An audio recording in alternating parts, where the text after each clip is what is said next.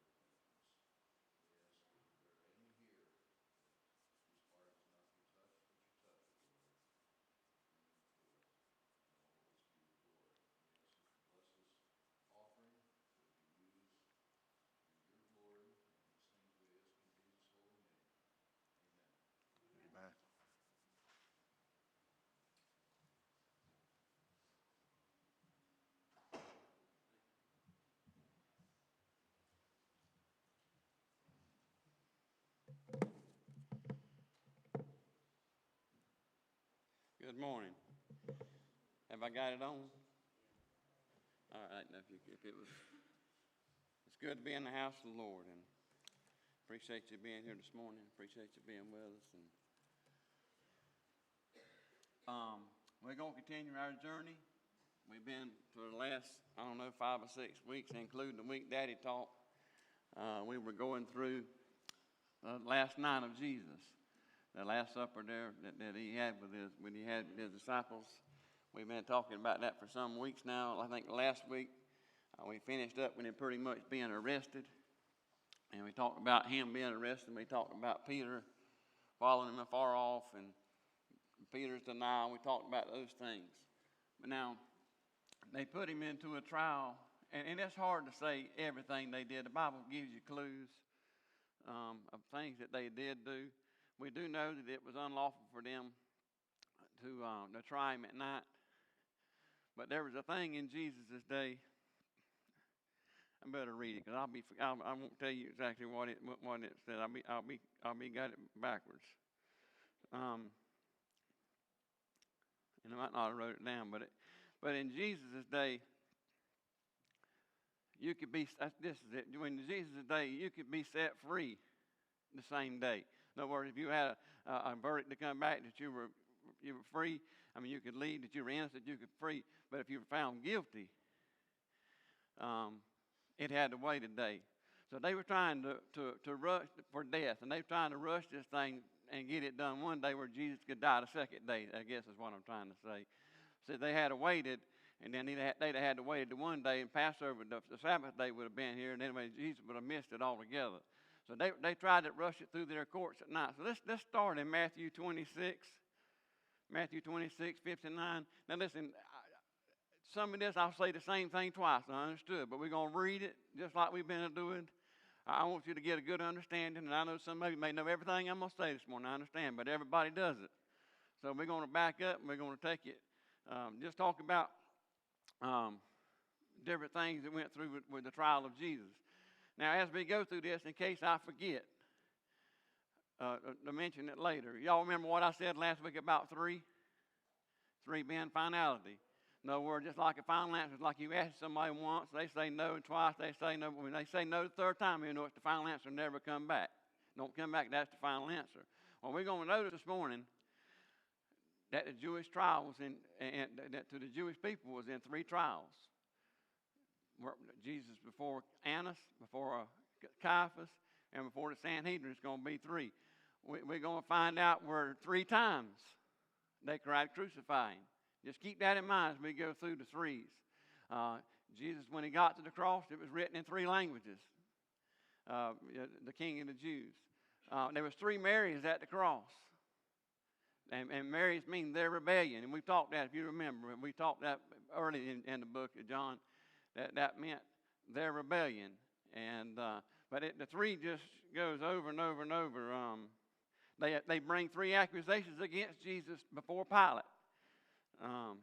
the list just goes on and on, that the things, the threes that we see, and we're going to see in this morning. So if I don't want to say that every time, but you understand every time you see three, or if I mention three, you'll know that's what it's talking about. But in Matthew, let's go to Matthew 26:59.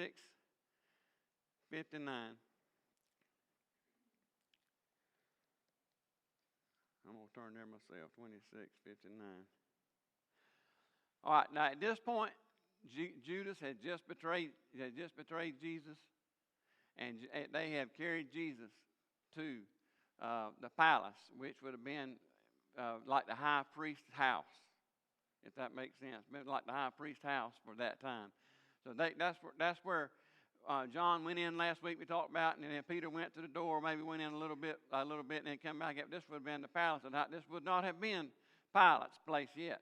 You got to realize it was going to be tried in the Jewish system first, because they had to find him guilty before they could take him to the Romans. They had no power to take anybody's life. Now they could recommend it, but they didn't have power to execute. And remember, in the Old Testament, they executed people either by different ways, by hanging and different ways. But by the time you get to the New Testament, they have lost that authority, and they cannot do it legally. But so they got to find accusations. They got to find things that Jesus has done wrong to prove that he's guilty of death. So the first meeting, they bring him to Annas. Annas was high priest. Annas was a high priest by the Romans had elected him, and had elected him. And Caiaphas, or some people say Caiaphas, however, everybody pronounces things different. One was elected by the Hebrew people, and one was elected by Rome. And I might have them backwards. Again, that's what I was thinking. But there were two different elected officials in the office of high priest. Now, they ought to have been the one that God put in there. But it's the ones that the Roman people have put one man in charge, and the Hebrew people have put the other man in charge for life. So they're at their palace, and they no doubt both of them had rooms or offices or maybe even housing in this same building. Now, that's where they take him first, and that's where we find in Matthew 26:59. Now the chief priests and the elders and all the councils sought false witness against Jesus to put him to death. So they got to find. It's amazing. It's amazing that I know they didn't have social media like as you and I have it. I understand. And televisions and picture photography. I understand, but still, you would have thought they really would have knew who Jesus was just from being around him so many years. But they didn't, and they really couldn't find a whole lot of people. I mean, there was a lot of people who knew him because we see where he healed people and he touched people and he changed lives. But why the church group? I mean, they were just blinded to the fact. I mean, it just amazes me how there was a couple of people that was in position. That were new, and Nicodemus, we familiar. Now I don't know what Nicodemus was. He on the Sanhedrin? I can't remember. I can't tell you. Don't know. I've heard people say he did. I've heard others say he did, but he was something to do with the government of the Hebrew people. And Joseph of Arimathea, we're going to see a little bit later, that begged the body of Jesus. He went by night. The Bible pretty much says he in secret was a follower of Jesus, more or less. But the chief priests and the councils sought witnesses against Jesus. And I'm going to say this here too before I move on. This is my thinking. I've never read this anywhere. This is just what I think. I can't prove that I'm right. Now, they're in front of a council. Or going to be in front of a council in just a minute. Now, some of these were part of that council. See, in the Old Testament, when God brought the children of Israel up out of Egypt, and Moses was having to spend his whole day judging people. And his father-in-law said, listen, man, this is going to worry you out. You can't do this, more or less, in so many words. Set you rulers of thousands and of hundreds and fifties and tens and whatever, stuff like that. So Moses gathers, don't really say a number, but he gathers a number of people together, and they become exactly what Jesus is facing here. I mean, in other words, I can't prove that Moses founded the Sanhedrin, but I think he did. In so many words is what I'm trying to say. The Bible's just not clear on that, and I'm just not sure, but that's what I think. And this is the same group of people that was supposed to be set there to help God's people and to help the Jewish people. And here in this, here in this text, they're doing the exact opposite. But they sought false accusation to put him to death. They knew they didn't have nothing legally. They knew they didn't have nothing true. If they had it, they'd have put it on him. They'd have told the truth. If they'd had it, they'd have used it. But they didn't have it. Not for anything bad. Verse 60. But found none. Couldn't even find false witnesses. Though many false witnesses came, yet found they none. At last 2 false witnesses come. 61. And said, this fellow I am able to destroy. And this fellow said, I am able to destroy the temple of God and build it in 3 days. Now listen, they were thinking it was Herod's temple in their day, but it had been Solomon's temple in the beginning, and it was Zerubbabel's temple later on when it was rebuilt. But by the time you get to Jesus' day, it was referred to as Herod's temple.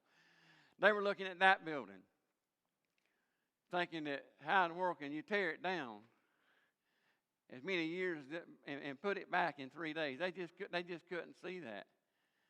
Verse 62. In their eyes it was blasphemy. And the high priest arose and said unto him, answerest thou nothing? What is it which with these witnesses against? What is it which these witnesses against thee? What are they talking about? Verse 63.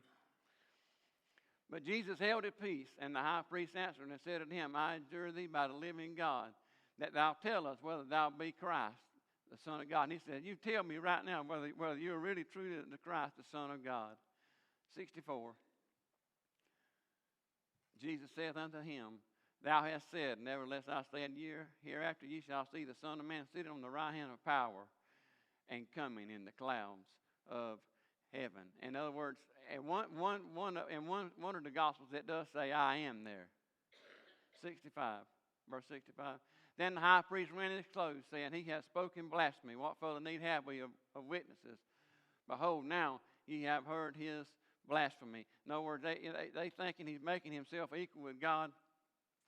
And renting of the clothes was a typical thing in those days when they heard things they couldn't believe to be real, if it was, especially when it was bad in this situation. And if it had been anybody else that would have proclaimed to be Christ, he would have had a reason to rend or tore his clothes, but not under this circumstance. But he thought he did. But they couldn't go to Pilate and say, Pilate, he's committed blasphemy against God because he says he's equal with God. They couldn't do that. That wouldn't have been guilty of death. That wouldn't have been a punishment guilty of death, a capital punishment under Roman law. So they create some accusations. Let's go to. I'm gonna probably come back to Matthew in a minute. Let's go to Luke. Let's see, Luke 23. For just a minute, and then we'll.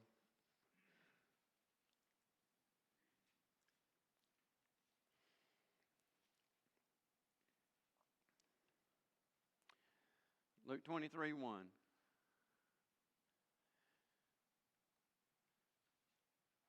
And we'll probably go back to Matthew in a minute, but just while I'm on the accusations, how they found it, just while I'm on that. So, they take him to Annas, they take him to Caiaphas, they take him to the Sanhedrin, 3 different people, people that he stand before, or one being a group of people, 3 different times. And when they leave that, then this was all during the night. Now, I have no idea what time they got. We just know that it was in the night. I mean, I don't know. They had tried him through the night. Peter had heard the cock crow. That's on up in the morning before day, right before day. But the courts hadn't opened yet. But early in the morning, and we read that. You got to read it in 2 or 3 different versions, or Gospels. I'm sorry, in 2 or 3 different Gospels that you'll find. But very early in the morning, they led him to Pilate, and the whole multitude of them arose and led him to Pilate. Verse 2. And they began to accuse him, saying, "We found this fellow perverting the nation." Now they give 3 things in this one verse right here. This was their whole case against Jesus. It didn't have anything to do. They didn't tell him it had anything to do with the way he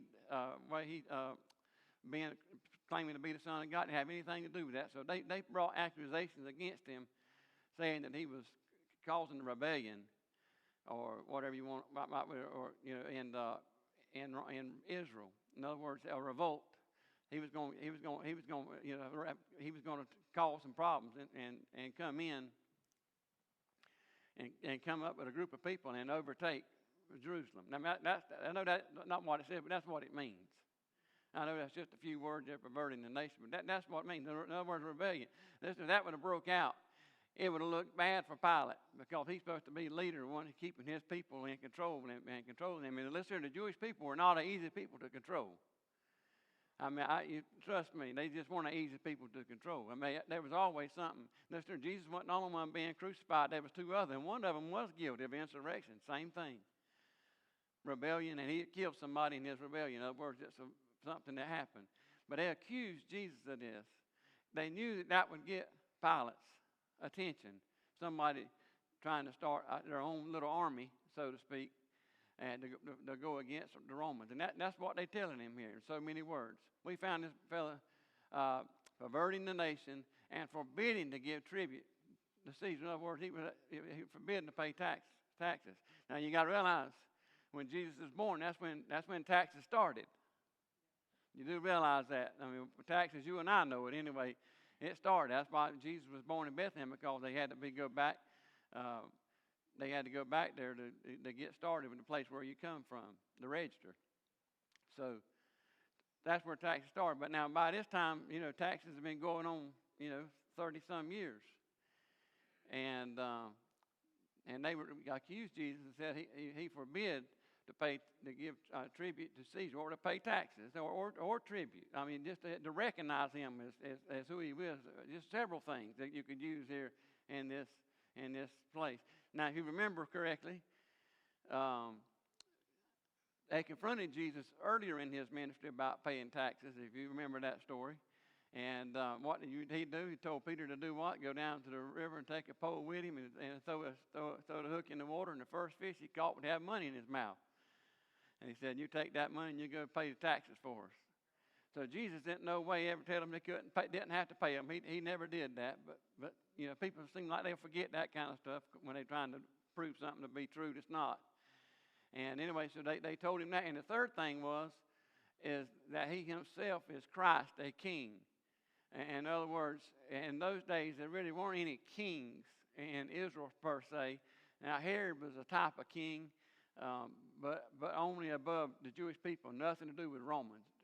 There was Caesar. Caesar was king, and they were trying to make him say that Jesus was going to come in and he was going to try to be king just like Caesar was. I mean, that's what's going on here. If you're not getting it, that's what's happening. So they brought three things against him. Remember, I've already said three things they brought against him. Verse 3. And Pilate asked him, saying, art thou king of the Jews? And he answered him and said, thou sayest it. Verse 4. Then said Pilate to the chief priests and to the people, I find no fault in this man. I mean, how could you? I mean, we talking about, I can see you looking over my life or your life, and you picking through and finding a few things to say about, he's guilty, yeah, and I could just say, oh, me. But not with Jesus. Not a perfect man. A man that had never committed sin. The Bible says, but tempted in all points, yet without sin. As you and I were, but yet without sin. We're talking about a man that never did anything wrong. That's just, I can't even hardly grasp that, really. Somebody that's lived and they've never done anything wrong. There's people we know, we have confidence in, we think they're good people, but trust me. They stuff wrong, Mr. David. I just don't see it, and you might not see it, but trust me, there's never been but one perfect man, and his name is Jesus, and he's sitting on the right hand of God this morning. Never been but one.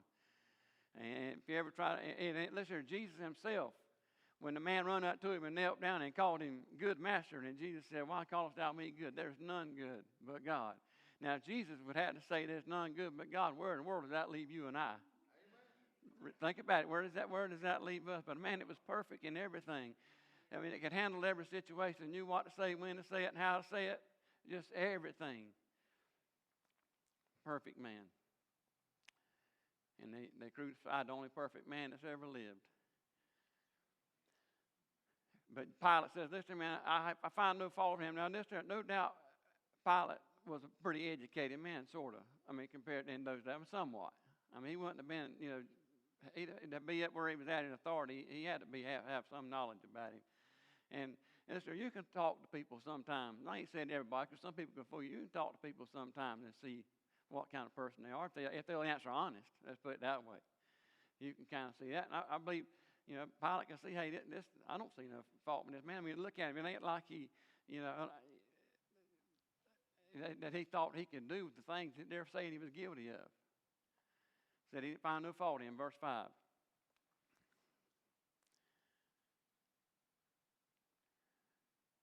And they were the more fierce, saying, he stirreth up the people, teaching throughout Jewry, beginning from Galilee to this place. In other words, they said, but he's teaching throughout, he's stirring up the people.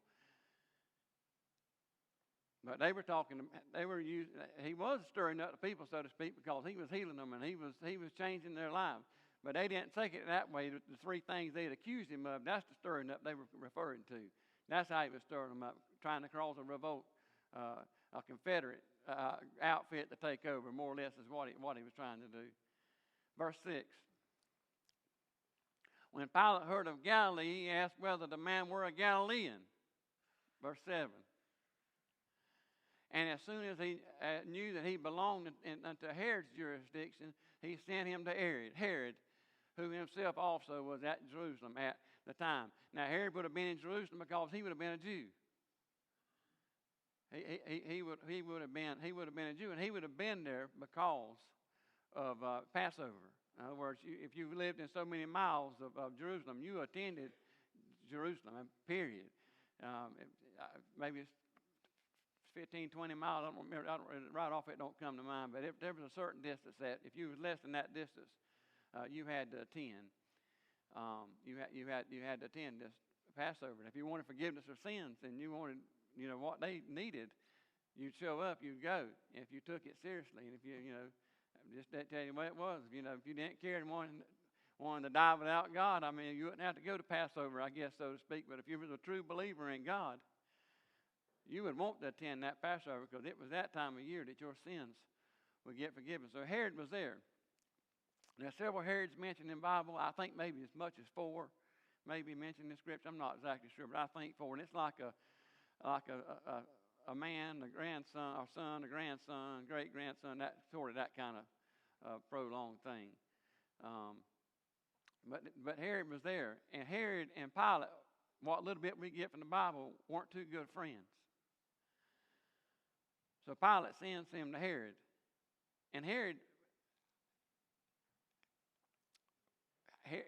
I don't know, there's a part of me that says that he's just setting Jesus up because he wants to see him. He said he hoped to see a miracle or something along those lines. There's a part of me that won't think maybe he's setting him up.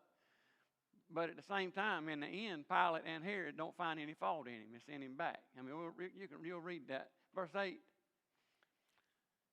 And when Herod saw Jesus, he was exceedingly glad. You remember that some people said when John the Baptist dies, that John the Baptist rose from the dead when he'd heard about Jesus. They looked so much alike. I don't know if you remember me saying that, but I did say that he must have, because I don't know if it's because of the miracles or because of the looks, but they thought John the Baptist had risen from the dead when Jesus started his ministry because of the things he did.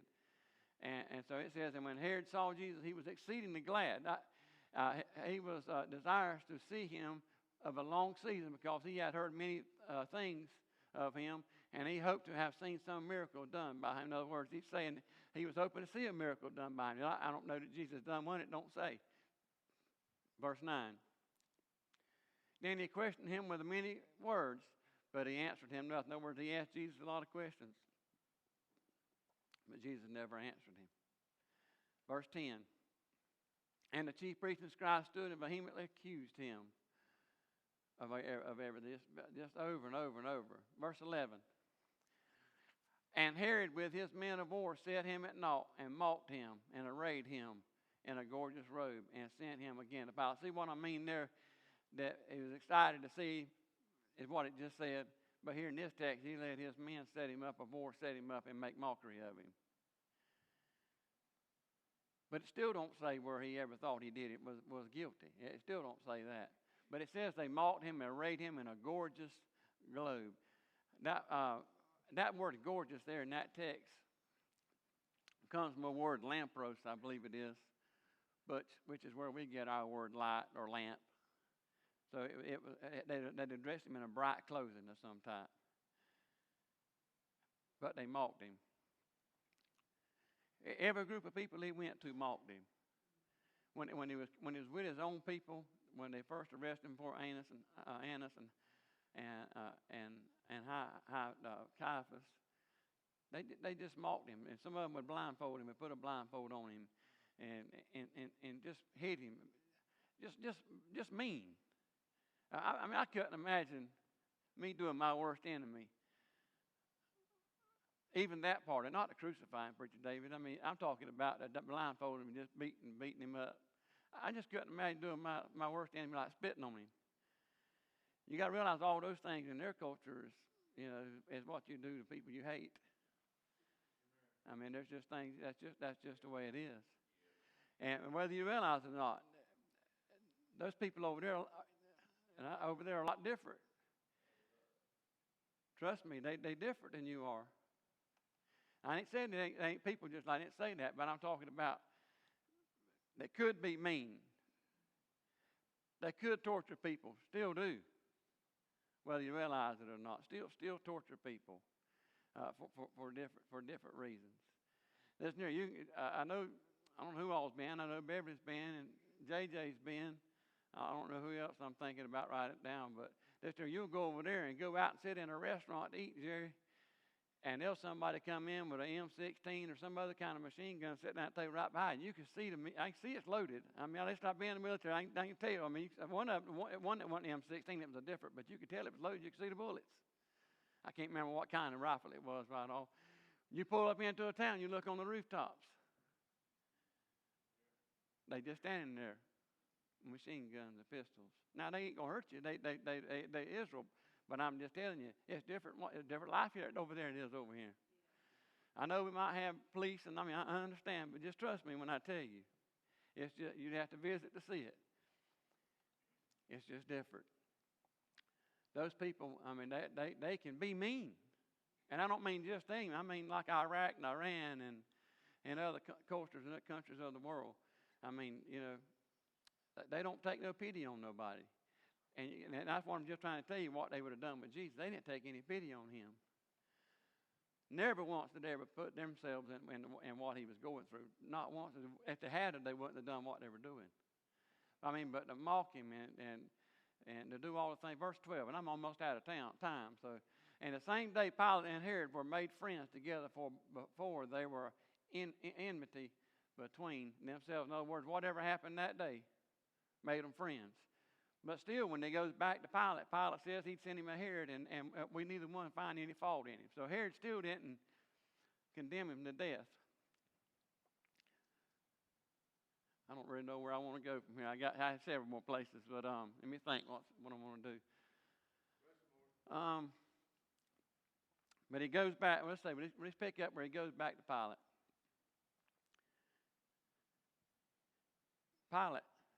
Luke 23:20.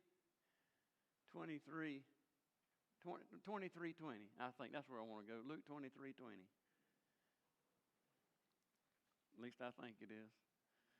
I was trying to remember where something was at. So they take him back to Jesus. To Pilate. Take Jesus back to Pilate. Pilate didn't want to put him to death. Pilate didn't see no fault in him at all. And in Luke 23:20, Pilate, therefore, willing to release Jesus, spake again to them. Now you're going to find out from the text 3 times. Verse 21. But they cried, saying, Crucify him, crucify him. And you got to realize now, they couldn't go inside of Pilate's judgment hall because the feast day was coming. And if they'd have walked into a place where the Gentiles were, then they'd have been considered unclean for feast. So everything had to take place outside, because they were forbidden to walk inside within so many days of a feast. They were to be considered unclean. But they bring Jesus outside, and the multitude cries, "Crucify him, crucify him." You just imagine. Verse 22. And when he had said unto them how many? Third time. Why? What evil hath he done? I have found no cause of death in him. I will therefore chastise him and let him go. Verse 23. And they were instant with loud voices requiring that he might be crucified. And the voices, and the voices of them and the other chief priests prevailed.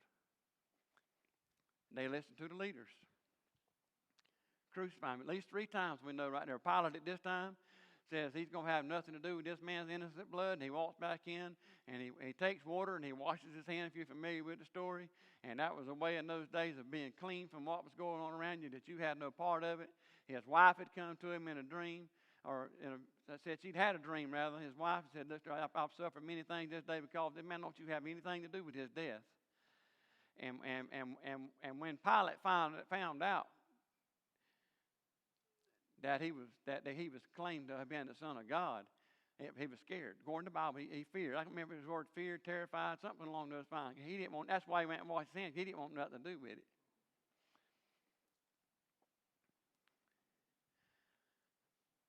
But they beat him.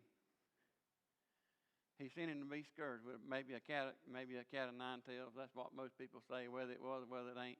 It was a whip, cat of 9 tails. Those you know had it was a whip with little strings coming off of it. It might have been with little small strings that would come off of it with glass or some type of woven metal, something woven into a fabric, and they would beat 39 times.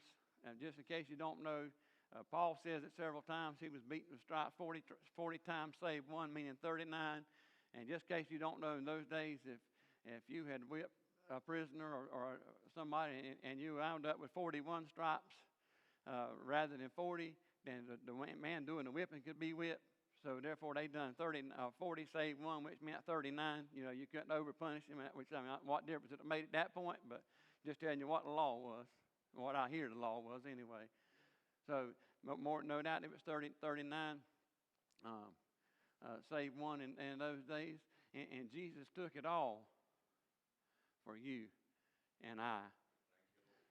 By his stripes we are healed. I believe physically and spiritually. If you get any healing, I mean, I really believe it's because of the price he paid for you on Calvary, because ever since Adam and Eve sinned and sin came in the world, that's what a disease does. It destroys people, but God does see fit from time to time to heal people. But if healing comes in your body, it's all because of what he did for you. It was by his stripes we are healed, mentally, physically, spiritually, all of it.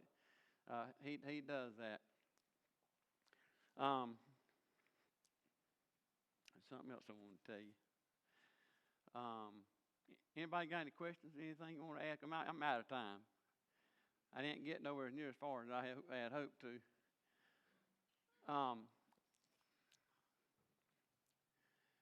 But we just can't imagine what he went through. I mean, the pain and the suffering. I mean, nobody took his life from him. He told Pilate that, and nobody didn't take his life. He laid it down, and if he laid it down, he had power to take it up again. I mean, only God can do that. None of us can lay our life down. We might can lay it down, but we can't pick it right back up again. And we might can do the first part, but he said if he laid it down, he could lay it down and pick it up.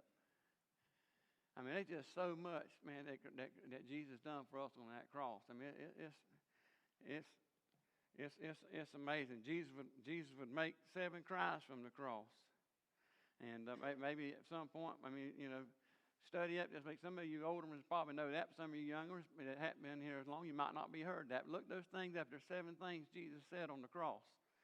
And it's known as the 7 sayings of the cross. Look those up. You have to look in all 4 Gospels to get them. But you just look for the word Jesus spoke on the cross. Let's hear. If you'll go back to all the Gospels and turn back 2 chapters and 3 chapters from the end, you'll find that story. All the Gospels. If you'll go back, if you want to read it, don't know where it's at. Go to all your Gospels, go to the very last book, back up about 2 chapters, and you'll be in the center of what's going on with the cross. You'll see it. Either read one chapter one way or the other, and you'll see it. I believe it's Matthew, what is it, Matthew 22, maybe, and no, that's not right. Matthew 26, I'm sorry. Luke 22, and then Mark 14, and then John 18 and 19, not along in there, you'll see. You'll see that. But he done something great for you and I. And I can never explain it, what he did for us on the cross of Calvary. I'm just thankful for what he did for me on the cross of Calvary. That he was willing to go and die in my place, because I was the one that should have hung on the cross for my sins, and you should have hung on the cross for your sins. But Jesus died in our place. One more thing, I'm quitting. We know the story here that Jesus, that there was a custom in their day to release one man at their feast. They could let one prisoner go free. And so they put a choice up there between Barabbas and Jesus. And they cried, "Give us Barabbas, give us Barabbas." And what will I do with Jesus? Crucify him. Barabbas means son of a father. But Jesus was the son of the Father. If there was ever a place that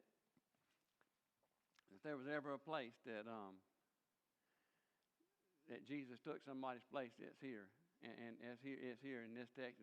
Literally, Barabbas should have died. He died instead of Barabbas, but he died instead of all of us. But Barabbas, I've often thought about what would Barabbas really think about what Jesus done for him. Jesus shed his blood for all of us. Let's do one more thing. Jesus shed his, in Leviticus, the priest was sprinkled the blood 7 times. We know that they at least caused Jesus to shed blood in 7 different places, from the top of his head, both hands, both feet, his back, and his side. We know that at least 7 places that were affected, from the whipping on his back to the crown of thorns to the soldier in the end puncturing him in the side, both feet and both hands being nailed to a cross. At least 7. Listen, man, everything fits. It fits like a glove. Everything. There's nothing that you could say about the Old Testament sacrifice.